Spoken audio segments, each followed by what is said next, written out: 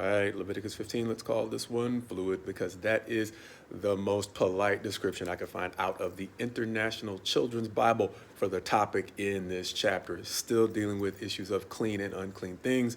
This chapter is dealing with unclean bodily discharges, and so we're going to skirt over the parts of the topic that are just don't merit a lot of discussion, and focus on, once again, this pointing to a point in Jesus's ministry where he is willing to be touched by people who were otherwise ashamed to even mention what's really going on with them. First lesson: there are times, we've talked about maybe a couple of videos ago, where you may be ashamed to even mention what's really going on with you, but God bless you when you have someone you can trust to finally open up to and really be able to tell them in legitimate confidence, in a way that's going to help move you forward to healing, because that's what we're going to see.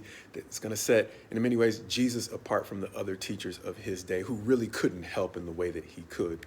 But he wasn't just performing miracles to get himself a pat on the back or just make people feel relief for a moment, because we're going to see that this chapter is going to challenge us to look at the distinction between wanting relief from symptoms and genuine healing. And that's a question that Jesus is actually going to pose from time to time. But first and foremost, let's not skip over the chapter, because in chapter 15, the part that we probably want to focus on starts in verse 19, when it says, when a woman has a discharge and the discharge in her body is blood, she shall be in her menstrual impurity for 7 days, and whoever touches her shall be unclean until the evening. Skipping down for a few verses to the point where the bodily discharge isn't menstruation, it's something else, something more severe, something at least more prolonged. In verse 25, it's going to say, if a woman has a discharge of blood for many days, not at the time of her menstrual impurity, or if she has a discharge beyond the time of her impurity, all the days of her discharge shall continue, she shall continue in her uncleanness, as in the days of her impurity. She shall be unclean. And when it's saying as in the days of her impurity, it's going back to the menstrual impurity, which is why I read that verse. It says it's not even okay to necessarily touch a person in this situation, which makes it so special when we jump forward to the Gospels and we see Matthew, Mark, and Luke making a special point to say that a woman who had an issue of blood for 12 years touched Jesus without his permission, and was surprised to find not only had she been healed, but that he was actually welcoming her. It's drawing an important distinction that we had one of our video supplements to some of these lessons help us understand. There's a difference between ceremonial uncleanness and unrighteousness. And that is what Jesus is going to talk about when he is talking about the food laws in Mark 7, a little bit after this story about the woman with the issue of blood in Mark 5.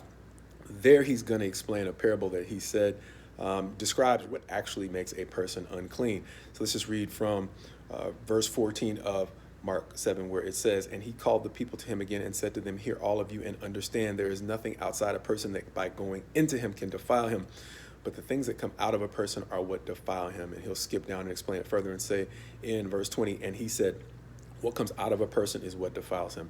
For from within, out of the heart of man come evil thoughts, sexual immorality, theft, murder, adultery, coveting, wickedness, deceit, sensuality, envy, slander, pride, foolishness. All these evil things come from within, and they defile a person. Understand what he is drawing in the way of a distinction of the heart. In the woman with the issue of blood, even though it was inappropriate for her to touch him, much like the woman who washed his feet with her tears and dried it with her hair, it was socially unacceptable for her to touch him. There might have been a stigma placed on her by people who were defiled in their hearts. And Jesus is saying the defilement of the heart is more important. Why? Because he is seeking people who genuinely want to be healed. They don't just want relief from their symptoms. And over again in Jesus' teaching regarding these laws that we're talking about in Leviticus, he is looking for people who want to have a lasting change. And that requires us to confront this question. When we come to God, or when we seek counseling and we seek relief from the things that ail us, how far are we willing to go to really get complete healing?